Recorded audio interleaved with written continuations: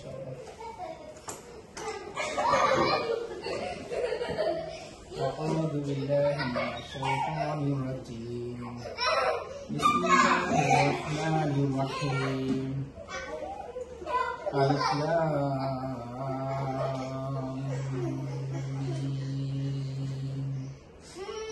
أحسب الناس أن يتركوا أن يقولوا آمنا وهم لا يفتنون ولقد فتنا الذين من قبلهم فليعلمن الله الذين صدقوا وليعلمن الكاذبين أم حسب الذين يعلمون السيئات أن يسبقونا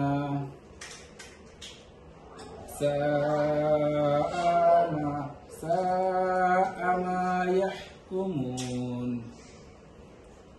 من كان يرجو لقاء الله فإن أجل الله لآت وهو السميع العليم. السلام عليكم সবাইকে। ইনশাআল্লাহ আজকে আমরা সূরা আল-কাবুত এটার 1 থেকে 5 নম্বর আয়াত আমরা বোঝার চেষ্টা করব আল্লাহ কি বলছে আমাদের এখানে। সূরা আল-কাবুতের 65টা আয়াত আছে আর ভার্স সংখ্যা 69। এটা রিভিলেশন হচ্ছে মক্কাতে। আমরা যদি দেখি এই সূরার নামকরণটা কেন আল-কাবুত করা হয়েছে, আমরা দেখতে পারি এই সূরার 41 নম্বর আয়াতে আনকাব শব্দটা আছে। ওখানে আল্লাহ বলছেন মাসালুল লাযীনা ইত্তাখাযু মিন দুনিল্লাহি আউলিয়া কামাসালিল আনকাবুতি ইত্তাখাযাত বাইতা ওয়া ইন্না আওহানাল বুয়ুতি লাবাইতুল আনকাবুত লাউ কানু ইয়ালামুন। আল্লাহ বলতেছেন যারা আল্লাহ ছাড়া বহু অভিভাবক গ্রহণ করে তাদের দৃষ্টান্ত মাকড়সার নেই। যে ঘর বানায়, যে মাকড়সারা ঘর বানায়, আর ঘরের মধ্যে মাকড়সা ঘর হচ্ছে সবচেয়ে নরম এবং দুর্বল না, যদি তারা বিশেষ সূরার এই নামকরণ করা হয়েছে কোন শিরোনাম থেকে না, এটা মূলত করা হয়েছে একটা প্রতীকী নামকরণ, যেভাবে অন্যান্য সূরাগুলোর নামকরণ করা হয়। আর এই সূরার নামকরণটা প্রফেসর নিজে থেকে দেন নাই, এটা তখন কোনো কিছু নিজে থেকে করবে না। নামকরণটা করা হচ্ছে এটা ওহীর মাধ্যমে আসছে, আল্লাহর পক্ষ থেকে এই নামকরণটা করা হয়েছে। এরপর আমরা দেখি এটা কখন নাযিল হয়েছিল। এই সূরাটা 56 থেকে, এই সূরায় যদি আমরা 56 থেকে 60 নম্বর আয়াতটা প্রয়োগ করি, ওখানে থেকে স্পষ্ট বোঝা যায় যখন হাবশায় একটা যদি কথা নাম ইথিওপিয়া, ওখানে যখন হিজরত করতেছিল, এই হিজরতের আগে নাযিল হচ্ছে। তাহলে হিজরতের আগে নাযিল হলে এটা কোথায় নাযিল হতে পারে, এটা তো কনফার্মেশন আমাদের দরকার। এটা মক্কায় নাযিল হচ্ছে মদিনায়। যেহেতু এখানে কথা বলা হচ্ছে কি হিজরতের আগে মুহূর্তে, হিজরতের আগে মুহূর্তের মানে কি, তারপরে কোনটা ঝামেলা মধ্যে ছিল মুসলমানরা মুখ করতেছে, তাহলে আমরা দেখি যে মদিনার মুখটা কনফার্মেশনটা। মদিনা কি হয়, মদিনা ছিল একটা কোন কোনো মারামারি আমার মদিনাতে নাই, আর মদিনাতে কোনো রিজিকের ভয়ও ছিল না, যে সমস্যা নাই, যে কারণে হিজরত করবে মদিনা থেকে। আরটা কি দেখছি এখানে, এটা মদিনা থেকে প্রকাশ্য একটা রাষ্ট্র ছিল। আর অন্য খাতে আমি দেখছি যেখানে দাঙ্গা হাঙ্গামা লাগিয়েছে, মারামারি চলতেছে, রিজিকের ভয় ছিল, আর একটা প্রকাশ্য রাষ্ট্র তখন হয় না মুখ্যটা। আমরা এখনই বুঝতে পারি যে যেতে হিজরত করতেছে মানুষ কোথাতে হাবশাতে ইথিওপিয়াতে, তার মানে এটা অবশ্যই মক্কাতে নাযিল হয়েছে। আরেকটা হচ্ছে এই হাবশাতে ইথিওপিয়াতে প্রথম মক্কা থেকে মুসলমানদের হিজরত হয়েছে, তাহলে প্রথম হিজরত কোথায় হলো, মুসলমানদের হাবশা, আর এটা মক্কা অবতীর্ণ হলো। এই দুইটা জিনিস আমি বললাম। এরপরে যে কারণটা আমাদের জানতে হবে, এটা কেন আল্লাহ নাযিল করছে, ভেরি ইম্পর্টেন্ট, কেন আল্লাহ এটা আমাদের জন্য নাযিল করছে। তো মক্কা মুসলমানদের উপর চরমতা চলতেছিল, কাফেররা পূর্ণ শক্তিতে মুসলমানদেরকে বানাচ্ছিল আর কি, মানে খুব বিরোধিতা করছে মুসলমানদের উপরে। যে ইসলাম কবুল করে রাসূল ইসলামের দলে যোগদান করতো, তারপরে কি করতো, বিপদ অথবা জুলুম জাতের সৃষ্টি চালাতো। এমন একটা অবস্থায় আল্লাহ এই সূরা নাযিল করছে। আল্লাহ তাআলা এই সূরা ৫৭ নম্বর আয়াতে বলছে, ইয়া ইবাদিয়াল্লাযীনা আমানু ইন্না আরদি ওয়াসিয়াতুন ফাইয়া ফাবুদুন। হে আমার মুমিন বান্দাগণ, নিশ্চয় আমার জমি প্রশস্ত, কাজেই তোমরা আমার ইবাদত করো। এই কথাটা আল্লাহ বলছে। এই কথাটা আমরা বুঝতে পারি যে আল্লাহ বলতে আমার পৃথিবীটা বড়, তোমাকে যদি আমার এক জায়গায় ইবাদত করতে কষ্ট হয় তোমার আরেক জায়গায় চলে যাবে। এটা হিজরতের কি একটা সরাসরি অনুমতি আমার পক্ষ থেকে।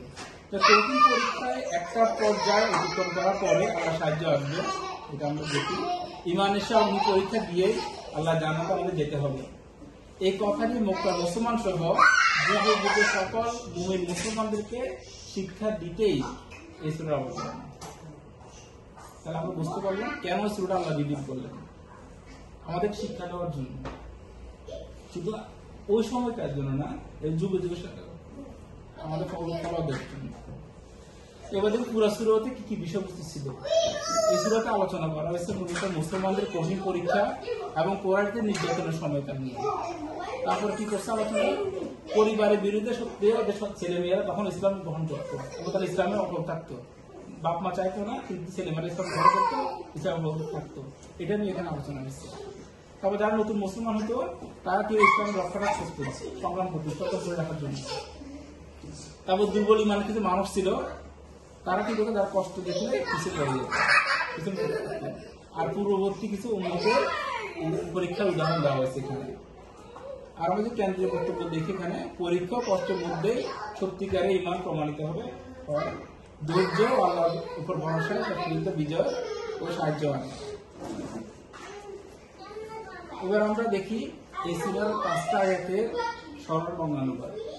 প্রথম আয়াতে কি বলা হয়েছে, আলিফ লাম মিম। এই লেটারগুলা ১৪টা লেটার আছে, এই ধরনের ১৪টা লেটার আছে কোরআন শরীফের। বেস কম্বিনেশন আমরা দেখি, অনেক কোন কম্বিনেশন কম করে লেটারগুলো দিয়ে। আর এগুলো কোরআন শরীফের ২৯টা সূরা শুরুতে আমাদের দেখি।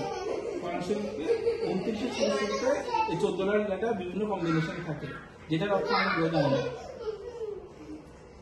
এই আয়াতের অর্থ আমরা জানি না, তবে কে জানেন, এখন আল্লাহ জানেন। তবে কিছু স্কলার তারা স্পেকুলেশন করেন, কিছু স্কলার স্পেকুলেশন করে, তো আমরা জানি না। দ্বিতীয় আয়াতে আল্লাহ বলতেছেন, মানুষ কি মনে করেছে যে আমরা ঈমান এনেছি, এই কথা বললেই তাদেরকে পরীক্ষা না করে অব্যাহতি দেওয়া হবে। এরপরে আয়াতে আল্লাহ বলতেছেন কি, আর অবশ্যই আমরা এদের পূর্ববর্তীদেরকেও পরীক্ষা করেছিলাম, অতঃপর আল্লাহ অবশ্যই প্রকাশ করে দিবেন কারা সত্যবাদী এবং তিনি অবশ্যই প্রকাশ করে দিবেন কারা মিথ্যাবাদী। এরপর আয়াতে বলতেছেন আল্লাহ, তবে কি যারা মন্দ কাজ করে তারা মনে করে যে তারা আমাদের আয়ত্তে চলে যাবে, তাদের সিদ্ধান্ত কত মন্দ। লাস্টের একটা যেটা ৫ নম্বর আয়াত আজকে, সেখানে বলা হয়েছে যে আল্লাহর সাক্ষাৎ কামনা করে সে জেনে রাখুক আল্লাহর নির্ধারিত সময় আসবেই, আর তিনি যে সর্বশ্রোতা সর্বজ্ঞ। কথাগুলো সিম্পল হলেও আমরা একটু ডিপলি জানার চেষ্টা করবো, কেন এই আয়াতগুলা আল্লাহ আমাদের জন্য নাযিল করছেন, এই আয়াতগুলো আসলে আমাদের কিভাবে বুঝতে হবে। ২ নম্বর আয়াতে আল্লাহ বলতেছেন যে মানুষ কি মনে করে নিয়েছে যে আমরা ঈমান এনেছি, এই কথাটুকু বললে আমরা ঈমান আনছি, বলেন আমরা মুসলমান হচ্ছি, এই কথাগুলো ঈমান আনলেই তাদেরকে ছেড়ে দেওয়া হবে আর তাদেরকে পরীক্ষা করা হবে না। তাহলে আমরা যে একটা বোঝা লাগে, তাহলে বোঝা আলাদা যখন নাযিল করে এই কথাটা রিভিল করছেন, এই কথাটা নাযিল করছেন, অভিনন্দন আসলো, ওই সময় মুখটা কি অবস্থা হয়েছিল, এটা বুঝতে আমাদের কাছে ক্লিয়ার হয়ে যাবে জিনিসটা। কেন আল্লাহ ঈমানের ওয়ার্ডটা মুখে স্বীকার করার কেন বলতেছে, আমি স্বীকার করলে আল্লাহ বলছে পরীক্ষা করবো না, তুমি স্বীকার করছো পরীক্ষা করবো না। তাহলে তখন কি হয়েছিল, যারা ইসলাম গ্রহণ করতেছিল সে যদি বিভিন্ন ক্যাটাগরি, আমাদের সমাজের বিভিন্ন ক্যাটাগরি আমাদের জব করি, আমরা এক এক ধরনের জবের ক্যাটাগরি এক এক করব, কেউ ব্যবসা করি, কেউ চাকরি করি, কেউ মন্ত্রী মিশন, এক একজন যে যে লেভেলের মুসলমান ছিল তাদেরকে সেই লেভেলে কি করে অ্যাটাক করা হয়েছে, তারপরে অ্যাটাক করতো, যেরকম কেউ যদি গরিব থাকতো তাকে সমানে পিটাইতো, অত্যাচারটা ওই লেভেলে ছিল, দাদা ছিল সমানে পিটাইতো, নির্যাতন লেভেলকে মাটির মধ্যে যেত। আর যারা ছোটখাটো ব্যবসা করতো তাদের নির্ভর করা হচ্ছে ডিলিং এর উপরে, বড় ব্যবসা এই ব্যবসা ডিলিং এর উপরে, সব ডিল তাদের সাথে বন্ধ। তাহলে কি হয়েছে তাদের, ও তখনকার অবস্থা ডিলিং বন্ধ হওয়ার কারণে তাদের রুজি রোজগার শেষ, অনাহারে মরে যাওয়ার মতো অবস্থা পরিবার নিয়ে। 3 নম্বরে কি ছিল, যারা প্রভাবশালী তাদের কাছে নানা রকমের আমরা যেগুলো দেখি আর কি, প্রভাবশালী কি হয়, মান সম্মান যা সব নষ্ট করে দিচ্ছে, বিভিন্ন ধরনের কুপ্রচলন এটা সেটা মেয়ে করতে দিয়ে পুরো পরিবারটাকে লাঞ্ছনার সর্বনিম্ন পর্যায়ে বসে দিচ্ছে, ক্ষমতার প্রচার করতো। তাহলে গোটা পরিবেশটা কি হয়ে গেছিল, নির্যাতন এত ভয়াবহ থাকতো, এত কাশি আলোচনা করছিল তখন, ও তখন মুখ করতো। এই অবস্থা যারা অনেক বেশি ইমান করতো, তাদের মনে অনেক বেশি ইমান থাকতো, ওদেরও একটা প্রাণ থাকি ওই অবস্থায়, যদি তারা ইমান ছাড়ে না, তখন আর ইমান ছাড়ে না। তো এরকম অবস্থায় তো সবার তখন আমার কাছে যাওয়া প্ল্যান করছে, ওনার রিয়েকশন তখন কি ছিল তখন দেখবে। তারা একজন সাহাবী ছিলেন হযরত খাব্বাব ইবনে আরব রাদিয়াল্লাহু, উনি খুবই পাক্কা সাহাবী ছিলেন, মানে খুবই মজবুত ইমান। উনি কর্মকাজ ছিলেন, বুঝতে পারছেন না, ছোটখাটো জব করেন। ওই অবস্থায় ওনাকে এত কষ্ট সহ্য করতেছেন, উনি ওনার খাওয়া দাওয়া এবং অত্যাচারে সহ্য করতে পারতেছেন না। উনি চলে গেছে কার কাছে, প্রফেসরের কাছে। প্রফেসরের কথা ছিলেন ওই মক্কার দেওয়ালের মধ্যে একটা হেলাম দিয়া ছায়ের মধ্যে বসছিলেন। বলেন যে আপনি কি আমাদের জন্য একটু দোয়া করবেন না, না করেন না। কথা বলে স্টাইলটা দেখেন, একটা মানুষ কোন লেভেলের কষ্ট মধ্যে, কারণ ওনারা এত পাক্কা ইমানদার, এত বেশি ভালোবাসেন তাকে, উনি ওনারা কথার ভঙ্গিটা দেখেন। কোন কোন তাফসীর আসছে যে বলে যে কি আপনি আমাদের দোয়া করবেন না, আর কোন তাফসীর বলছে কি দোয়া করেন না। তাহলে কি কোনো কষ্ট করতে ফ্যামিলি নিয়ে আমি যারা একটু আমরা যদি ফিল করি, তখন প্রফেসর ইসলাম উঠে বসছেন, ওনার চেয়ার এত যে গরম হয়ে গেছিল, উনি এত যে ওনার চেয়ার রক্তহীন বর্ণ ধারণ করছে, তখন উনি বললেন যে শোনো খাব্বাব, তোমাদের এর আগে যা আসছে ওদের উপরে যে কষ্ট সহ্য ছিল তা তোমাদের এখন আসছে। কি কষ্ট হচ্ছিল, মাটিতে পুঁতে রেখে মাঝখানকে পাড়া দিয়ে দিতে করা হয়েছে, করার দিয়ে লাসুরি দিয়ে। তারপরে যেটা আমি শুনি, তারপরে কি করা হয়েছে, গোস্ত চিরুনি দিয়ে হাতের উপরে গোসলা তৈরি করা হয়েছে। কেন করছে, যার ভয় লাগানোর জন্য, যা তোমাকে ইমানটা চলে যায়। এরপর কি, যারা প্রকৃতি ইমানদার তারা কি রক্ত করে, ওদের যে ভয় ওরা দেখাচ্ছে আমরা কিন্তু তর্ক করি এগুলাকে, যারা শক্তিশালী ইমানের যারা জোর রাখে, তারা কিন্তু ইমান আসছে আসলে বলে, তারা এগুলো কোনো পরোয়া করে না। এটা ছিল কার রিফ্লেকশন, আমাদের কর্মসংস্থান রিফ্লেকশন। এরপরে আল্লাহ মুমিনদের জন্য কি কথা বলতেছে আমরা দেখি, আল্লাহ কি কথা বলতে, আল্লাহ কি বার্তা নিয়ে আসে আমাদের জন্য। এখানে কথা বলা হচ্ছে মুমিনদের জন্য বলা হচ্ছে, বলা হয় না মুসলমানদের জন্য। আমরা এখানে প্রতিটা প্রাণীজন শুনবে এই অ্যাপগুলোর ভিতরে, প্রতিটা মুমিন, নট মুসলিম। কারণ মুমিন মানে কি, যে ইমপ্লিমেন্ট করতে চায়, সে ইসলাম ধর্ম গ্রহণ করার পরে ইমপ্লিমেন্ট করতে চায়, এটাকে মুমিনটা কাজে লাগাবো, নট মুসলিম করতেছি না, ইমপ্লিমেন্ট করবো, তাদের জন্য বলতেছে। আল্লাহ বলতেছে এখানে কি, ইহকালীন এবং পরকালীন যারা সাফল্য অর্জন করতে চায় তাদের জন্য আমার কিছু প্রতিশ্রুতি আছে। তবে এই প্রতিশ্রুতিটা আমি ওদের জন্য রাখি না, কাদের জন্য, যারা মুখে ইমান বলে তাদের জন্য রাখি না। কাদের জন্য রাখি, যারা ইমানের দাবিদার, যারা ইমানকে দাবিদার, তাদের জন্য আমি কি করছি, অগ্নি পরীক্ষার অতিক্রম করতে হবে, তাদেরকে অগ্নি পরীক্ষা অতিক্রম করতে হবে। তাদেরকে কি করতে হবে, বিপদ মুসিবত সহ্য করতে হবে এবং সংকটের মোকাবিলা করতে হবে। ভীতি, আশঙ্কা, লোভ লালসা তাদের পরীক্ষা দেওয়া হবে, এবং যে জিনিস তারা ভালোবাসে, পছন্দ করে, তা আল্লাহ শুধু উৎসর্গ করতে হবে। তাহলে আমরা কাছে রিকল করি, আমরা কি কি ভালোবাসি, আল্লাহ তো খুব ভালো করে জানেন। সেটা সূরা আল ইমরানের 14 নম্বর আয়াত আমরা যদি জাস্ট রিকল করি, আল্লাহ কি বলছে, যুইনা লিন-নাসি হুব্বু শাহাওয়াতি মিনান নিসাই ওয়াল বানিনা ওয়াল কানাতিরিল মুকান্তারাতি মিনাজ যাহাবি ওয়াল ফিদ্দাতি ওয়াল ওয়াল খাইলি মুসাওয়ামাতি ওয়াল আনআমি ওয়াল হারশি যালিকা মাতাউল হায়াতিদ দুনিয়া ওয়াল্লাহু ইনদাহু হুসনুল মাআব। আল্লাহ কি বলতেছে? নারী, সন্তান, সোনা রূপার বস্তু এই অবস্থা পরিদর্শিত, বাছাই করা ঘোড়া, গবাদি পশু, খ্যাত খামার প্রতি আসক্তি, মাংস সুশোভিত করা হয়েছে। কে সুশোভিত করছে? আল্লাহ কি সুশোভিত করছেন? এসব দুনিয়া ভোগ্য বস্তু, আর আল্লাহ তার নিকট রয়েছে উত্তম বস্তু। এটা অবস্থা পরিপ্রেক্ষিতে আমরা বুঝতে পারি আমাদের কাছে কি ভালো লাগে। এরপরে আল্লাহ কি বলছেন সূরা বাকারা 203 নম্বর আয়াতে, আম হাসিবতুম আন তাদখুলুল জান্নাতা ওয়া লাম্মা ইয়াতিকুম মাসালুল লাযীনা খালাউ মিন ক্বাবলিকুম মাসাতুহুমুল বা'সাউ ওয়াদ-দাররা'উ ওয়ায-যুলজিলু হাত্তা يقول الرسول الذين آمنوا معه متى نصر الله ألا إن نصر الله قريب। নাকি তোমরা মনে করো যে তোমরা জান্নাতে প্রবেশ করবে, অথচ এখনো তোমাদের কাছে তোমাদের পূর্ববর্তীদের মতো অবস্থা আসেনি। অর্থ সংকট ও দুঃখ ক্লেশ তাদেরকে স্পর্শ করেছিল এবং তারা ভীত কম্পিত হয়েছিল। এমনকি রাসূল ও তার সঙ্গী সাথী ঈমানদারগণ বলে হয়েছিল, আল্লাহ সাহায্য কখন আসবে? জেনে রাখো, নিশ্চয় আল্লাহ সাহায্য অতি নিকটে। এরপর আল্লাহ বলতেছেন সূরা আল ইমরান 142 নম্বর আয়াতে, আম হাসিবতুম আন তাদখুলুল জান্নাতা ওয়া লাম্মা ইয়া'লামিল্লাহু আল্লাযীনা জাহাদু মিনকুম ওয়া ইয়া'লামাস সাবিরিন। তোমরা কি মনে করো যে তোমরা জান্নাতে প্রবেশ করবে, অথচ তোমাদের মধ্যে কে জিহাদ করছে আর কে ধৈর্যশীল তা এখনো প্রকাশ করেনি? এখনো প্রকাশ করেননি। কে প্রকাশ করেনি? আল্লাহ এখনো প্রকাশ করেননি। প্রায় একই বক্তব্য আমরা দেখতে পাই সূরা ইমরানে 179, সূরা তওবা 16 এবং সূরা মুহাম্মদের 31 আয়াতে বলা হয়েছে।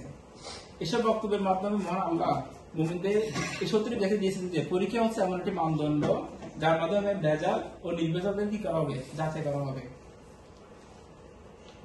এটা একটা আমাদের ক্লিয়ার যে আমরা যারা আসলে ইসলামটাকে বলি যে আমরা এখানে যারা করি বাইরে আসছি, আমরা এদের কি মনে করি? ইসলামে কর্মী।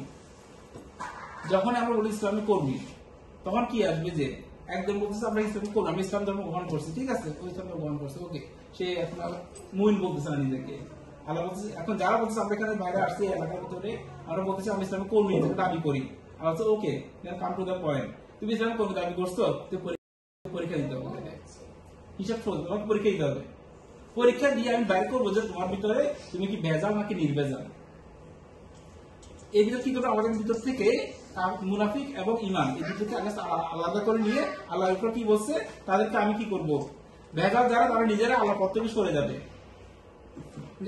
আল্লাহকে মানি না, তার কথা আমি মানি না, ঠিক আছে তুমি চলে যাও, অথবা আমি মানি, আমি আর না, ঠিক আছে তুমি আলাদা থাকো।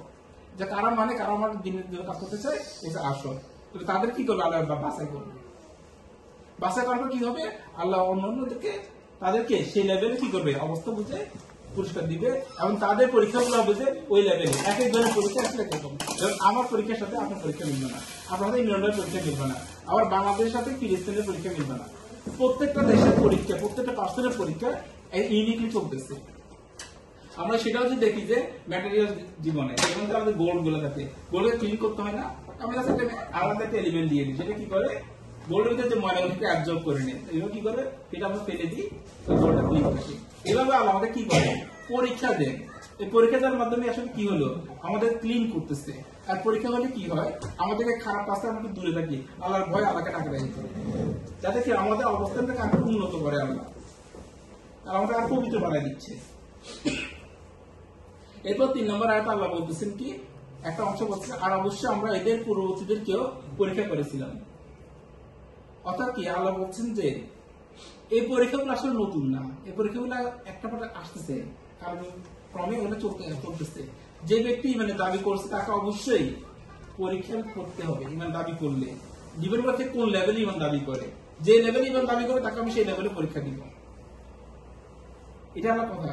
আর যখন কাউকে পরীক্ষা ছাড়া কি দেওয়া হয়নি, সুতরাং তোমার কি এমন বিশেষত্ব আছে তোমাকে আমি আমার জান্নাত দিব তুই পরীক্ষা ছাড়াই? তার মানে আমরা যে কেউ এখানে যারা আছি প্রত্যেকে পরীক্ষার ভিতরে আছি। এই পরীক্ষাটা কি আল্লাহর পক্ষ থেকে দেওয়া কথা? আমরা এই পরীক্ষার মাত্র আল্লাহ কি করতেছে? উন্নত করতেছে। আল্লাহ সব জানেন।